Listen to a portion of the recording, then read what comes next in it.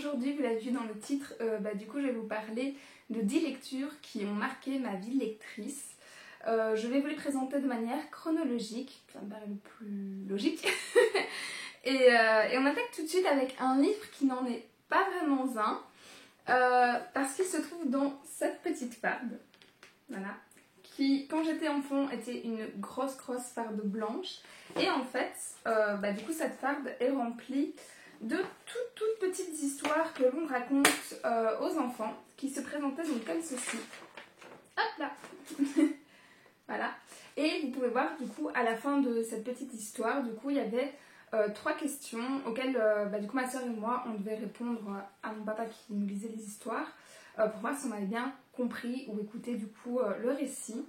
Ça reprend tous les contes voilà, les contes classiques qui ont été repris par Disney, par les Andersen, toutes ces choses-là, des Grimm, mais aussi d'histoires d'I-1000 et une nuits, ou 2-3 histoires qui, je pense, ont été inventées pour l'occasion. Et donc ça s'appelait Les plus belles histoires, Histoire du monde. Et à chaque fois, il y avait du coup aussi un petit thème, voilà, qui était repris suivant les catégories. Et puis forcément, du coup, vous voyez, c'était illustré, donc vraiment c'est dédié aux enfants, c'est clair. Et c'est pour leur culture, pour les rendre plus accessibles du coup dès le plus jeune âge. Et je ne sais plus exactement qui faisait ça, mais en fait on avait des genres de petits timbres, on va dire, à collectionner, qu'on pouvait découper même sur des boîtes de conserve, des boîtes de Kellogg's, des choses comme ça. Et quand on avait suffisamment, en fait on pouvait envoyer ces petits timbres tous les X temps. Et on pouvait choisir du coup dans une sélection l'histoire qu'on voulait. Donc voilà, moi je vous présente aujourd'hui celui-ci qui a bien souffert parce que bon voilà, on était enfants. C'est La petite fille aux allumettes. Par contre je ne sais plus dire de qui était cette histoire. Andersen. Et vraiment quand j'étais petite c'était vraiment mon histoire préférée parce que c'était l'histoire d'une petite fille et de sa grand-mère. Vous voyez ici, ça indique, c'était assez triste comme histoire. Donc c'est une petite fille qui meurt de froid et qui du coup pour survivre à cette pauvreté etc. vend du coup des allumettes comme le nom l'indique. Et elle a tellement froid que elle finit par gratter une allumette, puis 2, puis 3 et ainsi de suite jusqu'à ne plus en avoir. Et voilà, sans vraiment faire de spoil ou quoi, sachez juste que cette histoire est super triste. Alors, pourquoi c'était du coup mon histoire préférée et mon livre préféré quand j'étais petite?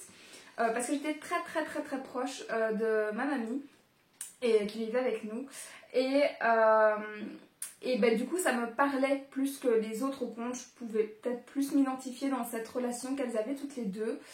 Voilà, je vous parle vraiment d'un temps où j'étais vraiment toute enfant. J'avais peut-être, je sais pas, 3, 4, 5 ans, un truc comme ça. 6 ans, je suis pas sûre qu'on les lisait encore. Mais donc voilà, donc c'est vraiment la première histoire qui a marqué ma vie du coup de lectrice. Même si je ne lisais pas encore moi-même, je l'ai relue plein de fois par la suite. Et je suis très attachée du coup à cette petite farde, parce que c'est une des rares choses que j'ai gardées de chez mes parents quand eux ont déménagé d'une maison à un appartement. Et du coup voilà, c'est vraiment clairement mon début des histoires d'amour avec les histoires en général. Ensuite,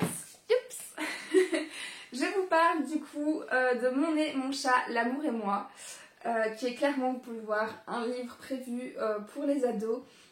Et on suit ici Georgia Nicholson qui a 14 ans et qui écrit du coup tout son quotidien, sa vie sous forme de journaux intimes. Alors je vais reprendre un exemple, voilà. Donc voilà, ici on voit par exemple novembre. À chaque fois on avait les heures de la journée avec ici pareil la date. Et on suit clairement du coup toutes les tribulations d'une ado, ses coups de cœur, ses défaites amoureuses, ses embrouilles avec ses copines, le clan du coup je suis hyper populaire, cliché à fond de balle et son groupe à elle, alors qu'on le voit bien, elle est clairement pas dans les codes, dans les normes de la beauté. Et donc elle a vraiment du mal à s'identifier, on voit aussi son chat, etc. C'était super drôle. C'est ma soeur en fait, donc il faut savoir que je n'étais pas du tout une lectrice jusqu'à très tard. Genre vraiment, tu me donnais un bouquin, genre je le fouillais, je le reposais, enfin vraiment je comprenais pas comment on pouvait choisir de perdre son temps à lire du coup un livre. Maintenant je vous dirais bien prendre son temps, hein, c'est clair. Mais à l'époque, voilà, pour moi c'était vraiment lire une perte de temps. Et par contre ma soeur a toujours été une grande lectrice. Et du coup, elle par contre avait acheté toute la collection et plein d'autres. Et à un moment on avait une chambre partagée. Et c'est plus ou moins à ce moment-là qu'elle les lisait. Et je me rappelle, enfin je la vois encore dans son lit en hauteur, en train de pouffer sur certains passages, se marrer, etc. Et ça m'avait quand même intriguée. Et comme j'étais moi-même début d'adolescence, je pense que j'avais aux alentours de 11, début 12 ans, ça m'a quand même intriguée parce que voilà, c'était une ado. Et le format, du coup, journal intime, quand je l'ai un peu parcouru en chemette dans la chambre entre deux, m'a quand même interpellée. Et puis j'ai finalement décidé de me lancer dans le premier, puis dans le deuxième, le troisième, le quatrième, et ainsi de suite. Je ne sais plus combien il y en a exactement. 2, 4, 6, je pense 8, si je dis pas de bêtises. Voilà, on trouve de toute façon il y a vraiment toute une série, on la voit grandir en fait d'année en année. Et voilà, vraiment c'était juste hyper drôle. Genre il y a plein de, je sais pas, de situations cocasses, mais vraiment des touches d'humour, des jeux de mots énormément, des surnoms mais débiles, genre vraiment, mais qui voilà, rendaient le tout très drôle et en même temps abordaient quand même si c'était de manière très cliché, voilà, les préoccupations d'une ado, pré-ado, et qui moi me parlaient du coup à l'époque. Et c'est aussi à partir de ce moment-là où j'ai commencé moi à écrire un journal intime aussi. J'en ai écrit pendant des années, genre bien 5 ans, mais j'étais vraiment hyper assidue. Et ça me faisait énormément de bien en fait à ce moment-là, surtout en période ado, on a plus de difficultés avec ses parents, sa famille, etc. en général. Et c'est vraiment un échappatoire à l'époque. Donc voilà, donc ce livre m'a beaucoup aidée dans ce sens-là, où il m'a du coup indirectement permis d'avoir une bulle vraiment à moi de vie intime, et donc je m'inspirais beaucoup sous ce format-ci en fait tout simplement. Et c'est drôle parce que même sur Instagram, quand je discute avec certaines personnes, je pense par exemple à Céline de Couler comme l'encre, je sais qu'elle l'a lu aussi et tout le monde a vraiment cette réaction du « Oh putain, moi aussi je lisais ça !» C'était hyper drôle et tout. Et pareil, entre moi et ma soeur, tous les deux on trouvait, enfin je trouve encore maintenant, mais maintenant je m'en fous, qu'on avait un gros nez. Et de par ce livre et cette autodérision, on a commencé à en faire un jeu vraiment entre nous deux, vraiment au quotidien. Et ça nous a permis, je pense aussi, en tout cas pour moi, d'accepter un peu plus notre physique. Et pareil en période du coup de préadolescence, adolescence, c'est pas toujours évident. Et clairement du coup ça m'a aidé un petit peu en tout cas pour voilà mon self-love. Je reviens pas sur le mot, mais vous avez l'idée quoi. Hop, magie, transition de fou. Ensuite, le troisième livre, il s'agit de Entre chien et loup de Malorie Blackman, et c'est mon tout premier coup de cœur. Voilà, j'ai encore des petits frissons, vous le voyez pas, mais j'ai encore des frissons rien qu'à me remémorer le jour où je l'ai découvert, où je l'ai entamé. Et donc ici on suit Sefi et Kaloum qui vivent dans un monde où du coup les personnes du coup noires sont dominantes et du coup les personnes blanches à l'inverse de notre du coup société sont du coup la basse classe, je sais pas comment le dire autrement, mais en gros c'est l'idée. Parce qu'en fait on est un peu dans un milieu où du coup c'est l'apartheid, mais du coup en inversé par rapport à ce qu'il y a eu en réalité. Et donc on suit Séphie qui du coup appartient aux personnes du coup dominantes et Kaloum à l'inverse. Et il y a une histoire d'amour qui se crée entre les deux. Et on suit du coup un peu à la Roméo et Juliette cette impossibilité de vivre ensemble, même si ils ont plus ou moins grandi ensemble. Et comme on est dans cette période d'apartheid, on est surtout dans la période où c'est la fin et où du coup Kaloum va pouvoir avoir la possibilité par exemple d'intégrer pour la première fois une école prestigieuse ou dans les bus par exemple c'est bon, on peut mélanger du coup tout le monde ou enfin voilà, où il y a vraiment ces changements là. Et on suit aussi d'autres personnages, par exemple il y a Jude, du coup le frère de Kaloum, qui est plutôt dans un côté un peu terroriste, qui part un peu dans vraiment côté extrémiste. On suit la sœur, donc Minerva, la sœur de Séphie, qui elle, du coup, est absolument contre ce mélange, etc. On suit aussi les parents, parce que du coup, Séphie est la fille du grand dirigeant, je ne sais plus exactement le nom de la ville, mais du coup de cet endroit-là. Et Meggy, la maman de Kaloum, qui elle est femme de ménage pour du coup les maisons qui ont besoin de domestiques quoi. Et donc on suit à chaque fois ce petit switch entre du coup les deux univers qui sont donc inversés à la réalité qu'il y a eu il y a des années ici. Et cette histoire de coup d'amour impossible. Et il y a vraiment énormément de thèmes qui sont abordés, donc c'est une tétralogie et qui sont abordés au fur et à mesure des tomes et des générations aussi, enfin, en tout cas c'est sur 2 générations et demie, mais du coup surtout dans le temps et comment ça va évoluer ou non, quelles sont les difficultés en fait à changer ce système là, etc. Et vraiment il y a énormément de thèmes très très forts, il y a des passages très sombres. C'était la première fois aussi que je lisais une dystopie. C'était un livre en fait qui était imposé à l'école, donc à mon école en secondaire. Ce qu'il y avait, c'est qu'on avait le choix entre 3 livres à chaque fois pour une période genre, je sais pas, de septembre à la Toussaint ou de la Toussaint à Noël, enfin ce genre de choses. Et donc j'avais sélectionné parmi les 3 propositions. Et c'était la première fois que j'aimais un livre qu'on me proposait à l'école. Ce qui était un miracle absolu, je vous dis franchement, à ce moment-là j'étais encore au stade où on me mettait un livre de 150 pages en main, vraiment, genre j'allais le dénigrer, chouiner, vraiment, c'est le truc que j'allais reporter à fond de balle, j'allais pas lire genre un chapitre par jour ou quoi, enfin c'était vraiment une torture. Ça me fait bizarre de dire ça maintenant, mais je l'ai vraiment vécu donc, et ressenti. Mais donc j'ai ramené ce livre à la maison, ne pensant toujours pas l'aimer. Puis il y a un moment j'étais bien obligée de m'y mettre, vu que j'allais avoir l'interro après.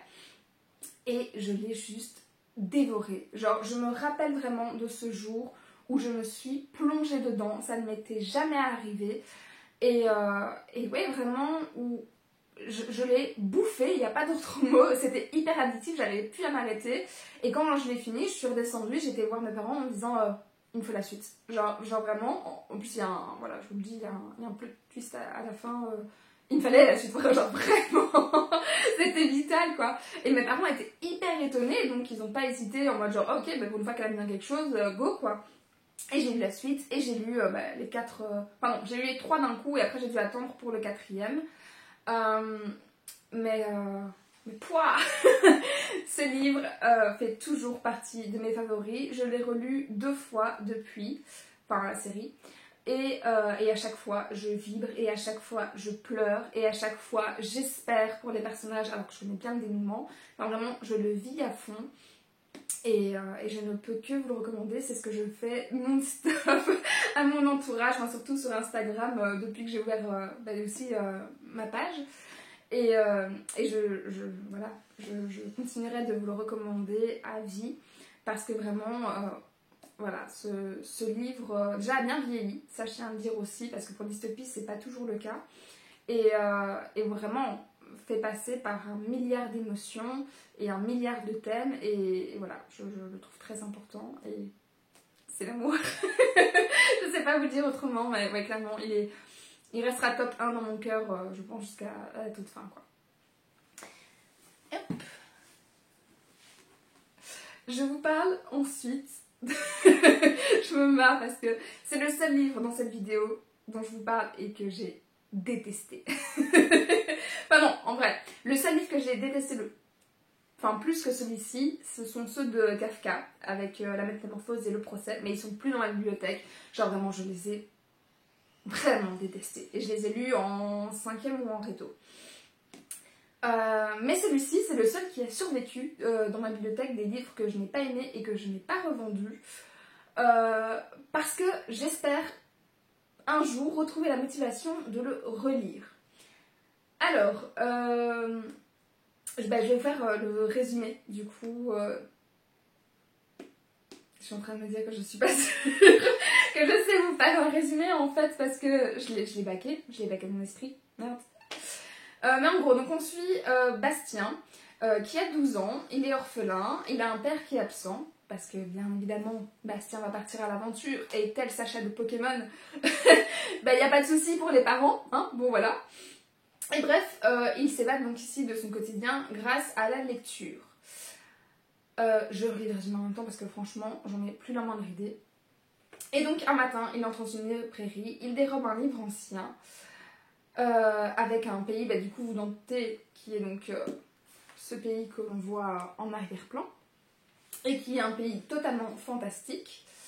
Et évidemment, il va se retrouver donc, voilà, par la force des choses, on va dire, happé du coup dans cet univers. Alors je ne sais plus, franchement, je ne sais plus comment il entre. C'est pas à la Narnia, pardon, qui passe du coup une armoire. Je ne sais vraiment plus. Est-ce qu'il se fait happer dans le livre? Je ne sais plus.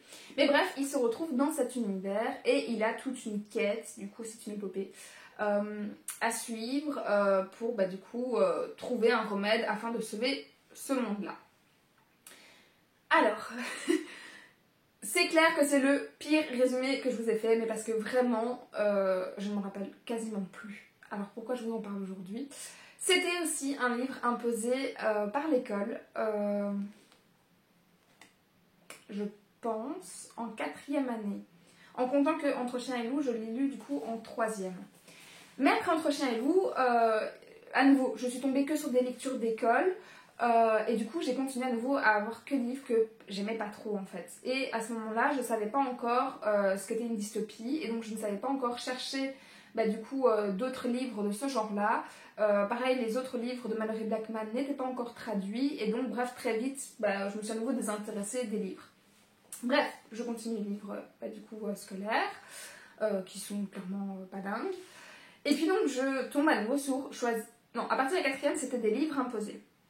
Je prends ce livre, donc je le lis. Et là, c'est un enfer. Il fait 493, donc on va dire 500 pages. Je rappelle que toujours, au-delà de 100 pages, je rame à fond, j'arrive pas à retourner dessus, etc. Et dans cette histoire, je me dis, exceptionnellement par rapport aux autres livres, trop bien, c'est l'histoire sans fin qu'on nous impose. Et j'avais regardé le dessin animé quand j'étais petite. Et j'avais beaucoup aimé. Je ne me rappelle plus du nom du monstre dragon qui volait blanc. Je ne sais pas si vous le connaissez, si vous l'avez vu, parce qu'il y a un film aussi. Enfin bref, je me souviens vaguement qu'enfant, j'aimais beaucoup. Donc, contente d'entamer ma lecture. Et là, c'est la claque. Parce que vraiment, je m'ennuie à mourir dans ce livre. Il y avait des descriptions.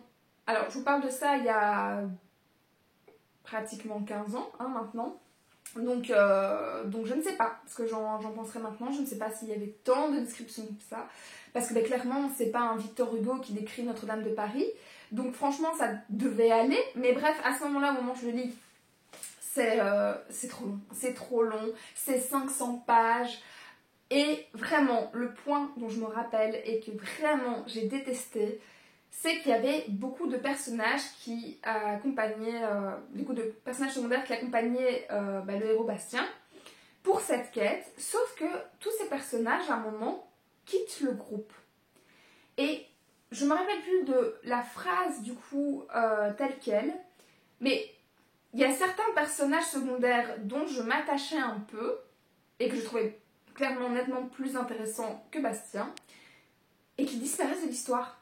Et la phrase, du coup, ça ressemblait à un truc genre mais pour suivre ce personnage-là, il faudra lire un autre livre qui d'ailleurs n'existe pas, ou, je crois que c'est ça, ceci sera compté dans une autre histoire, ou ceci n'est pas compté dans cette histoire. Et cette phrase qui m'a frustrée revient, mais genre bien 10 fois, quoi. Et à chaque fois, elle me mettait le seum, un truc de fou. et enfin vraiment, genre, j'ai rarement autant pesté sur un livre. Et je me rappelle absolument pas de la quête. Ça, c'est clair et net. Après 15 ans, je sais plus vous en parler. Voilà, vous trouverez des avis sur Livre Addict, sur Goodreads et des trucs comme ça, sur Babelio, ou sur d'autres chaînes, hein, qui sait. Mais je me rappelle plus de la quête. Et juste, je me rappelle de ce truc-là, du fait que j'ai autant peiné à lire ces 500 pages. Et clairement, déjà maintenant, quand je suis grande lectrice, je lis très lentement. Mais à l'époque, vous imaginez, genre, je lisais genre même pas 20 pages par heure, je crois. Ceci représente, faites le calcul, X heures du coup de lecture horrible. Alors, j'exagère très sûrement, hein. Et c'est pour ça qu'il est toujours dans ma bibliothèque, parce que je pense sincèrement que si je le relisais maintenant, ça irait. Mais il m'a vraiment mis le seum. Et aussi parce que je me rappelais donc qu'il y avait un dessin animé. J'avais appris entre-temps qu'il y avait un film. Et donc je décide de regarder ce film. Donc je regarde le film. Et là je découvre quoi? Que le film s'arrête à même pas la moitié. Sauf que j'avais déjà dépassé la moitié. Donc j'avais à nouveau perdu le temps du film. Et pareil, j'ai trouvé que le film était vraiment pas dingue. Bref, je termine vraiment ce livre, mais dans un état en mode genre, je le hais, j'ai envie de le détruire, de le brûler. Genre, vraiment pas l'histoire d'amour, quoi. Et je passe l'interro, et là j'ai 9 sur 20. Et c'est juste à cause de ce 9 sur 20 qu'il est dans ma bibliothèque, hein, encore aujourd'hui, parce que vraiment, il m'a marqué dans le mauvais sens du terme, mais il m'a marqué, voilà, il a vraiment marqué ma vie de lectrice. Donc clairement, je ne le recommande pas, contrairement à tous les autres livres qui sont dans cette vidéo. Mais par contre, je pense le relire un jour parce que je pense que objectivement, il doit être chouette et j'aimerais en avoir un jour une autre image. Mais il y a tellement de livres que je veux lire, j'ai 200 livres du coup dans ma wishlist et il est quand même assez gros, 500 pages, il est écrit petit, etc. Voilà. Bref, c'est l'histoire sans fin qui n'avait vraiment pas de fin. Voilà. Donc, le tome suivant que je vous propose, du coup, c'est GTO. La quoi qui te fait un peu flipper. Et donc, je vous parle de GTO, où on suit le personnage d'Onizuka. Donc là, c'est Great Teacher Onizuka. Là, vous remarquez que j'ai un nom genre pourri de chez pourri. Désolée. Enfin bref, donc GTO, on suit Onizuka qui est plus ou moins un genre de délinquant, faut dire ce qu'il est quand même, et qui décide en gros de devenir professeur dans un lycée qui est assez mal réputé. Donc, voilà, et enfin, les classes sont difficiles, voilà, bref, enfin, les profs galèrent quoi. Et donc il arrive, je ne sais plus trop comment, à en devenir donc professeur dans cette classe qui regroupe vraiment les cas les plus compliqués. J'aime pas le dire comme ça, mais en gros vous avez l'idée. Et donc il se voit une vocation voilà, dans sa tête. Tout le monde autour est complètement sceptique parce que bah, ouais, lui-même il est un peu délinquant, donc qu'est-ce que tu fous à devenir professeur? En fait, t'as jamais aimé l'école, etc. Et lui, c'est un peu bah, son challenge, quoi, du coup. Et donc, il fait un point d'honneur à devenir un excellent enseignant. Forcément, ses méthodes sont pas du tout académiques.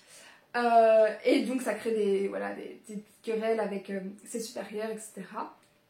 Et on suit du coup dans chaque tome, donc si c'est un double tome par contre, donc en double tome on a 12, dans chaque tome du coup c'est les aventures qu'il vit avec les différents élèves Et on suit donc chaque histoire de vie des élèves. Et forcément, il agit sur leur vie, mais principalement en dehors de la classe. Et si je vous montre du coup ce manga, c'est parce que c'est un des rares livres que mes parents ont acheté durant mes secondaires. Parce que donc, vous avez bien compris maintenant que la littérature et moi, enfin les livres et moi, c'était pas ça. Mais par contre, à l'époque, je regardais beaucoup de mangas en animé, dont Nana, par exemple, que j'ai aussi, vous les voyez, je pense, là, tous les tomes. Et j'aurais pu parler clairement de ceux-là, hein, parce que c'était clairement des coups de cœur aussi. Mais celui qui m'a vraiment marqué, je dirais, en manga, c'est celui-ci. Parce qu'il m'a quand même induit un petit peu la vocation, j'allais dire, d'éducatrice spécialisée, donc ça c'est mon job. Mais c'est pas tant ça, j'ai toujours eu envie en fait d'être ce qu'on appelle tuteur de résilience. Et donc c'est la personne qui vient aider quelqu'un pour qu'elle se relève.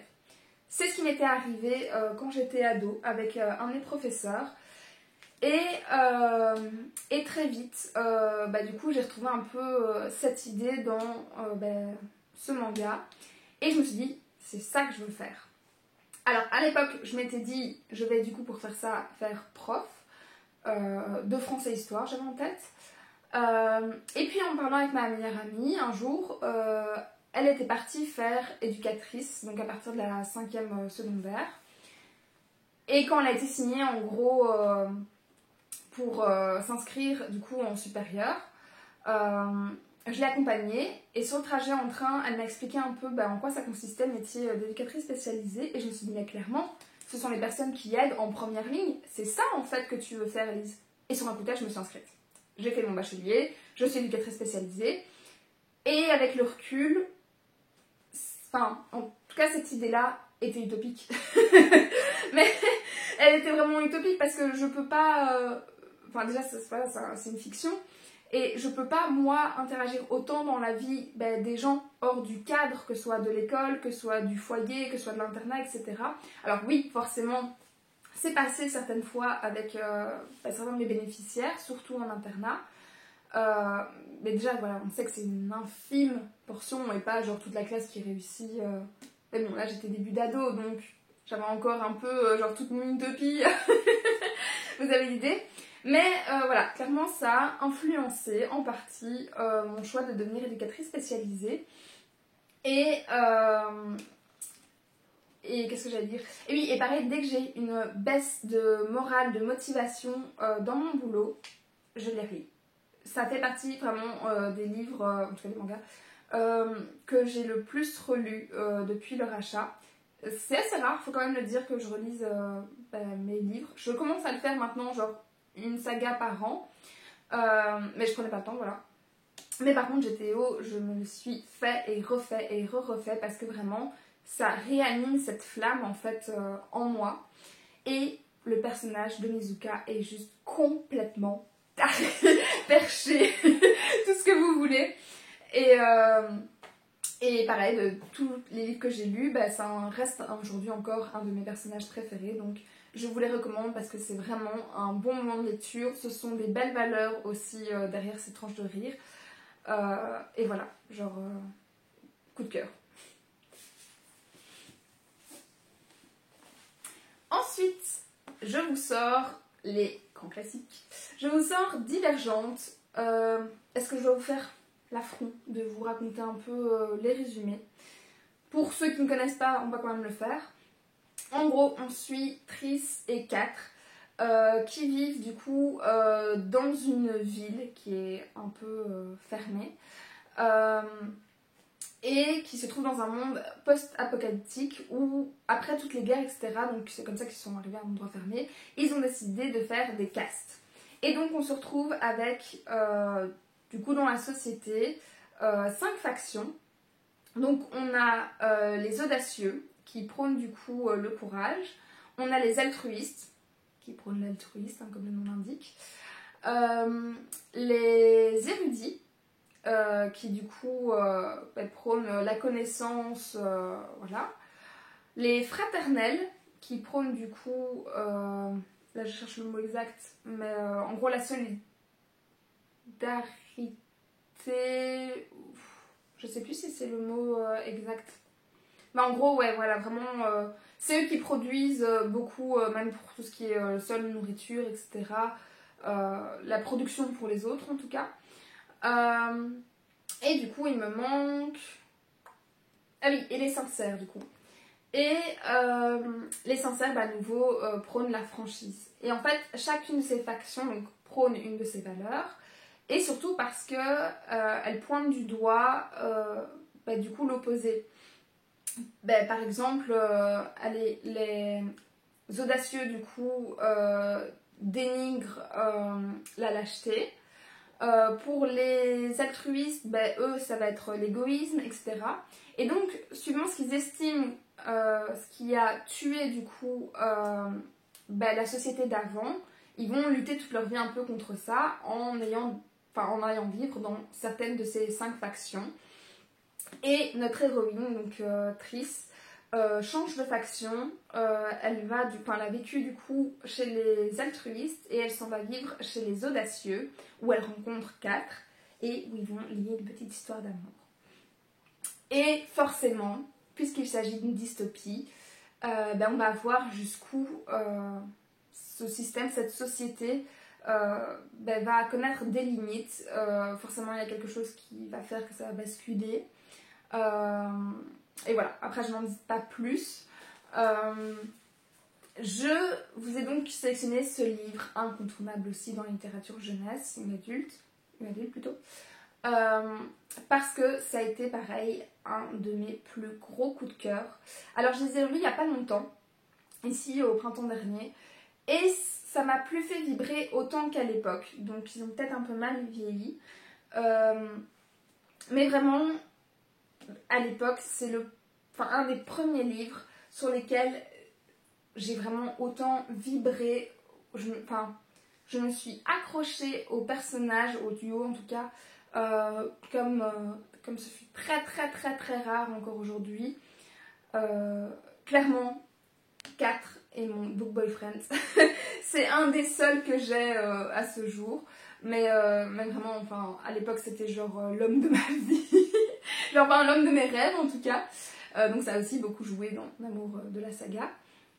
Et j'ai beaucoup aimé la complémentarité entre Triss et 4. Vraiment, en tout cas lors de ma première lecture, j'avais vraiment le sentiment que c'était un seul et même personnage. Tant ils se complétaient, ils s'équilibraient et j'avais vraiment beaucoup aimé cet aspect-là. J'ai pleuré des litres sur cette saga. Voilà, c'est clair. Pareil, je parle pas du coup de pourquoi. Mais c'est clairement pas une saga où tout est beau, tout est rose. Et à ma lecture ici, donc c'était bien, je sais plus, 8-9 ans plus tard, j'ai moins vibré pour ce duo-là. Par contre, j'aime toujours autant la définition du courage qui est livrée dans ces livres. Parce que c'est vraiment la valeur que moi j'aime défendre au quotidien. Avec du coup l'altruisme, vous l'avez compris vu que je suis éducatrice spécialisée, donc normalement ça fait un peu partie de moi aussi, si je dis pas de bêtises. et voilà, c'est la définition en tout cas de ces valeurs. J'ai vraiment beaucoup aimé. Ça m'a vraiment marqué, construite, etc. Et donc ils ont leur place dans cette vidéo. Yep. Dans la même lignée, évidemment, nous avons Hunger Games. Pareil, est-ce que je vous parle du coup d'Hunger Games? Est-ce que je vous fais l'affront de vous faire le résumé? Il faut bien, je pense. Et donc on suit Triss, parce que, pardon, on suit, on a bien vu, on suit du coup Katniss, qui se trouve dans un monde aussi post-apocalyptique, où du coup, après la guerre, on a la grosse ville capitale qui s'appelle Panem, qui a pris la décision, après leur victoire, de du coup garder la société. Donc eux contrôlent tous les districts et chaque district a du coup une utilité dans le fonctionnement général. L'un va produire les armes, l'autre va produire du coup les poissons, l'autre les charbons, etc. Et chaque année, la particularité surtout, c'est que il y a ce qu'on appelle du coup les Hunger Games. Voilà. Et c'est-à-dire que tous les districts doivent fournir au Capitole une fille et un garçon qui vont être envoyés du coup dans une arène et se battre, et à la fin il en reste un, comme dans Koh-Lanta. Et on suit donc Katniss et Peeta, qui sont tous les deux du district 12, où c'est vraiment la misère, parce que le district 1 c'est celui qui est le mieux classé, le 12 c'est celui où c'est vraiment la dèche. Et qui sont envoyés donc tous les deux dans cette arène, et qui vont tout faire pour survivre. Je n'en dis pas plus pour le reste de la saga, c'est énormément d'épreuves, de combats, de survie, etc. Et s'ils font encore partie de cette vidéo, c'est parce que ils m'ont clairement marqué ici, tout simplement dans mon petit cœur et dans ma vie de lectrice. Parce que clairement, c'est vraiment des coups de cœur, j'ai pas d'autres mots pour les décrire. Et pareil, je les ai relus pendant le confinement, donc en 2020, à l'occasion de la sortie, vous voyez peut-être pas, mais du préquel qui sort du coup en film en novembre. Et par contre là, vraiment, mon cœur a vibré de la même façon. Ça n'a absolument pas mal vieilli. Ils sont terriblement bien construits. La psychologie des personnages est là. L'univers, même si c'est pas de la fantaisie ou quoi, mais est là. J'ai vibré avec eux, j'ai espéré avec eux, j'ai repleuré sur certains passages. Enfin bref, je peux que vous les recommander. Mais c'est pas forcément sur cela que je vais m'étaler plus parce que je pense qu'il est suffisamment connu. Mais voilà, je pouvais pas faire sans le mettre ici. Donc, si je ne sais comment vous ne les avez jamais lus, qu'attendez-vous? Qu'attendez-vous? Genre, c'est les bases en fait. Enfin, voilà, je vous en ai pas plus avec, mais Hunger Games, gros coup de cœur. Le livre suivant, il s'agit de Phobos de Victor Dixon. Et ça, c'est le dernier que j'ai ajouté dans cette liste. Mais il m'a marqué parce que c'est le premier livre où j'ai rencontré la plume de Victor Dixon, tout simplement.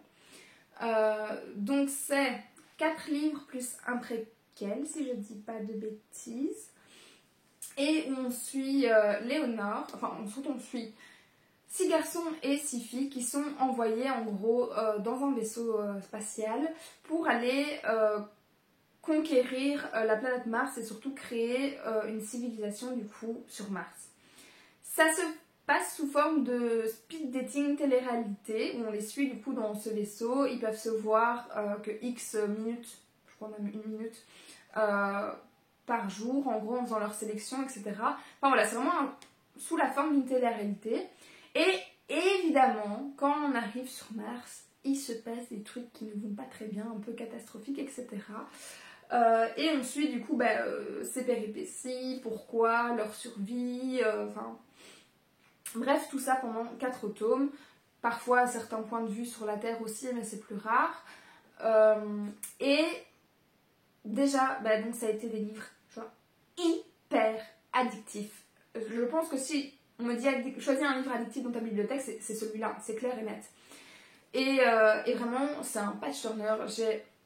Les pages ont défilé, je me répète, mais je l'ai bouffé. Et c'est un des rares livres aussi où genre j'ai enchaîné tous les tomes. Parce que normalement, je lis, ça je l'ai jamais dit je pense, mais je lis un tome par mois parce que j'ai une mémoire de poisson rouge, disons-le clairement.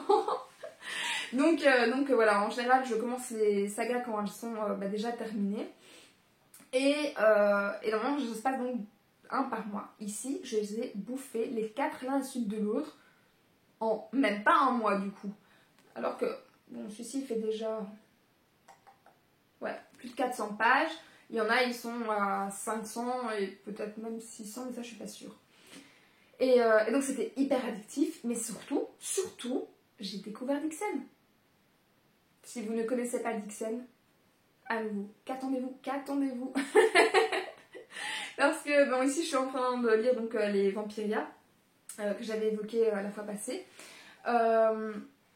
Mais la plume de Dixon, autant je ne sais pas dire en fait qui est mon autrice préférée, autant mon auteur préféré, je réfléchis même plus, c'est lui quoi. Et surtout, Dixon donc fait partie des auteurs que dès qu'il sort un livre, je le lis. Mais surtout Dixon, j'adore le rencontrer en vrai. Genre, c'est le moment fangirl. Préparez-vous. Mais ce type, il n'est pas genre le canon de beauté auquel on pourrait s'attendre, devant qui on bave. Mais par contre, il a un charisme, mais de fou furieux. Et que soit moi, ou que soit Céline Nicolet, comme je disais tantôt, ou Laura de Laura's Reading, ou bah, du coup mes meilleures amies, ou enfin voilà, Margot des livres plein les yeux. Enfin bref, mes copines, dès qu'on le voit, on est comme des ados prépubères, à glousser, à rougir, à pas oser parler. Franchement, faudrait nous voir, hein, faudrait le filmer. Enfin bref, c'est scandaleux. Mais vraiment, Dixon, c'est genre la raison numéro 1 pour laquelle j'adore aller maintenant faire dédicacer mes livres. D'ailleurs, ceci doit l'être, pour grande chance. Ouais, hop là. Maintenant, tous mes livres de Dixon sont dédicacés. Et ouais, c'est plus que du coup le livre, même si la saga, donc je vous la recommande vu qu'elle est hyper addictive, c'est vraiment la découverte de l'auteur et du coup de ces rencontres en fait qui ont marqué ma vie de lectrice. Parce qu'avant je faisais pas de dédicaces et que maintenant j'y vais régulièrement et j'adore aller rencontrer les auteurs, faire dédicacer mes livres, pouvoir en discuter directement avec eux, faire des retours, etc. Donc oui, dans ma vie de lectrice, bah, du coup Dixon m'aura marqué. On arrive à l'avant-dernier et à mon avis tant mieux parce que je pense que ça fait un bon moment que je suis en train de blablater. J'ai peut-être tapé fort avec 10 livres. Et il s'agit de Tant pis pour l'amour de Sophie Lambda, qui est une BD énorme, genre, elle doit m'en dire 300 pages, un truc comme ça. Ah non, ah c'est quasiment, 290. Donc déjà, les dessins. Genre, j'adore son style, point. Et cette BD m'a marquée parce qu'elle aborde le thème des pervers narcissiques. Et mais pas de pour moi. Je suis sortie avec un pervers narcissique pendant des années, plus de 5 ans. Et ça m'a clairement bien bousillée au passage. Petite parenthèse. Par contre, ce qui m'énerve, c'est que le terme pervers narcissique maintenant est devenu genre hyper à la mode. Comme il y a eu le boom des dépressions, le boom des burn-out, etc. Alors que je dis pas ça existe, je dis pas, je connais des gens qui l'ont eu et j'en connais plein qui ont fait semblant et qui l'ont dit ouvertement et ça me gonfle. Mais bref, maintenant pervers narcissique c'est le nouveau terme à la mode. Ça me gonfle à fond parce que non, tout le monde n'a pas cette pathologie-là parce que t'es juste un connard en fait. C'est pas. Enfin, oui, un peu narcissique est du coup un connard. Mais je veux dire, il y a une vraie raison, il y a une vraie psychologie derrière, il y a des mécanismes. Enfin, c'est comme si tu disais à un connard dire ah ben toi t'es un psychopathe. Non, non. Mais un pervers narcissique c'est la même chose. Genre, tu dirais ah toi t'as un trouble de la personnalité. Non, tu vas pas dire ça à n'importe qui. Eh ben, pervers narcissique, même chose. Fin la parenthèse. Bref, je suis sortie avec un vrai pervers narcissique. Et ça m'a bien bousillée.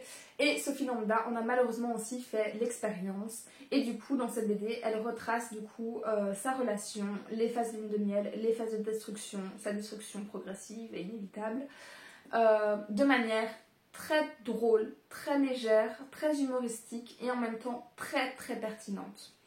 Et si je vous le présente aujourd'hui, c'est parce que, bon, moi quand je l'ai lu, j'avais déjà fini la relation.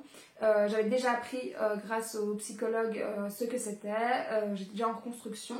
Mais ça m'a aidée parce que je me suis beaucoup retrouvée dans l'ouvrage et je trouve qu'il est extrêmement bien fait.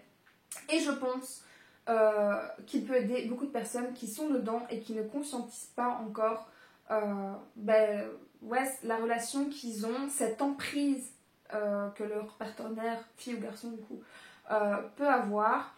Et donc je pense que pour ça, c'est vraiment un bon outil, c'est à mettre entre les mains de beaucoup de personnes pour que ce soit vraiment connu, genre vraiment et pas l'idée qu'on se fait du connard, et que ça puisse en fait aider des personnes qui seraient concernées. Et c'est pour ça que je vous présente aujourd'hui parce que je suis convaincue que cette BD peut vraiment aider des gens qui en ont besoin. Donc voilà, je ne vais pas mettre plus que ça dessus, déjà parce que ça fait longtemps que je parle. Et de deux, parce que ben, voilà, le sujet n'est pas hyper joyeux, mais franchement, au moins allez voir son travail parce que ceci est une bible en la matière. Et on arrive enfin au dernier, et tant mieux je pense parce que je crois que je ne serais pas étonnée qu'on soit à 45 minutes, mais peut-être que je dis bêtises, ou on dit plus. Il s'agit de Ne m'oublie pas d'Alix Garin. Et si j'en parle aujourd'hui, c'est parce que, hop, vous le voyez ici, il s'agit d'une histoire, d'une relation entre, j'ai oublié son nom, Clémence et sa grand-mère qui est atteinte d'Alzheimer. Je vous ai dit au début de la vidéo, je ne sais plus trop quand, que du coup, moi j'étais très attachée à ma grand-mère, enfin ma mamie, et qu'elle avait vécu avec nous. C'est elle qui m'a élevée à 3/4. Et du coup, on avait une relation très fusionnelle, j'ai pas peur de dire, c'était la personne que j'aimais le plus sur Terre, maintenant elle est décédée. Mais j'ai découvert cette BD une fois qu'elle était décédée, mais peu de temps après. J'étais encore dans mon deuil. Et j'ai pleuré des litres dessus. Voilà, on le dit clairement. Non, vraiment, on suit donc cette relation entre les deux. Et vous doutez bien que c'est une grand-mère qui a Alzheimer. Ça se dégrade au fur et à mesure des pages. Et il y a des moments très tendres. Il y a des moments très doux d'amour vraiment pur, et on le voit même au dessin, aux couleurs qui sont choisies, etc. Un côté très apaisant, très chaleureux. Je la trouve sublime au niveau du graphisme et ouais, de la palette, etc. Et il y a vraiment tellement d'amour, de bienveillance qui s'en dégage. Et ouais, elle m'a vraiment pris, quoi. Et du coup, je suis obligée de vous la recommander aujourd'hui parce qu'en plus, je disais, je l'ai lu quand j'étais en période de deuil et clairement, toutes les larmes que je n'avais pas encore... Je vais pas dire que j'avais pas réussi à pleurer parce que le jour d'enterrement, etc., j'ai vraiment pleuré. Mais il restait un fond que je n'arrivais pas à évacuer et je pense que cette BD m'a aidé vraiment à terminer ce deuil, même si je suis toujours triste à l'idée de l'évoquer ou voilà. Mais voilà, c'est vraiment une bulle de douceur, d'amour. Voilà, je ne sais pas quoi dire en plus. Forcément oui, ça travaille aussi Alzheimer, ma grand-mère ne l'avait pas. Mais par contre, j'ai fait mon travail de fin d'études, donc en tant qu'éducatrice spécialisée dans une maison de repos et de soins, et donc sur le thème d'Alzheimer, donc je crois quand même le sujet. Et c'est très bien retranscrit aussi, c'est très parlant parce que Alzheimer c'est pas que la part de mémoire, et donc c'est aussi très bien expliqué dedans. Donc je recommande plus. Et voilà, on arrive à la fin de ces 10 livres, contes, BD, mangas, etc. qui ont marqué du coup ma vie de lectrice. Et du coup, je pense que je ne vais pas m'étendre davantage ici parce que j'ai déjà bien parlé. J'espère en tout cas que cette sélection du coup vous a intéressé, interpellé, titillé, tout ça. Peut-être que vous avez déjà lu certains de ces livres, je ne serais vraiment pas étonnée. Et quand je parle d'Hunger Games, voilà, je pense que les 3/4 des gens qui vont voir cette chaîne les ont lus ou vus. Et donc n'hésitez pas à me dire ce que vous avez pensé sur certains de ceux-ci. Si certains au contraire vous intéressent, vous les ajoutez peut-être à votre wishlist ou ce genre de choses. Et voilà ce que vous en avez pensé, si cette vidéo vous a plu ou pas, etc. Et je vous fais de gros bisous, mais juste avant d'arrêter la vidéo, ça va être l'anniversaire ici de mon compte Booksta. Et du coup, je vais organiser à mon avis un petit concours où à l'occasion je vais du coup vous offrir un livre dans grand format mais d'une valeur de 20 € maximum parce que pareil, pas de collaboration, donc voilà, c'est ma pocket. Et donc pour participer à ce concours, je vais du coup mettre en story sur Instagram un petit onglet où il faudra donner un mot-clé. Et donc je vous le communique maintenant. Je réfléchis. Et à mon avis, le mot que je vais mettre en fin, ce sera le mot mamie, parce que cappuccino ça va être trop facile. et que c'est possiblement trop facile aussi me connaissant. Donc voilà, le mot-clé sera mamie. Donc si vous voulez tenter votre chance, retenez-le bien. Ça prouvera aussi que vous avez regardé cette vidéo jusqu'au bout, malgré le fait qu'elle était très longue. Et voilà, j'espère que ça n'a pas trop pesé, que c'était pas trop long, que ça restait intéressant, etc. Vraiment, je suis toujours stressée. Je suis toujours en première vidéo, donc voilà, le petit stress est là. Mais voilà, j'espère que ça vous a plu et je vous souhaite une bonne journée et je vous fais plein de bisous.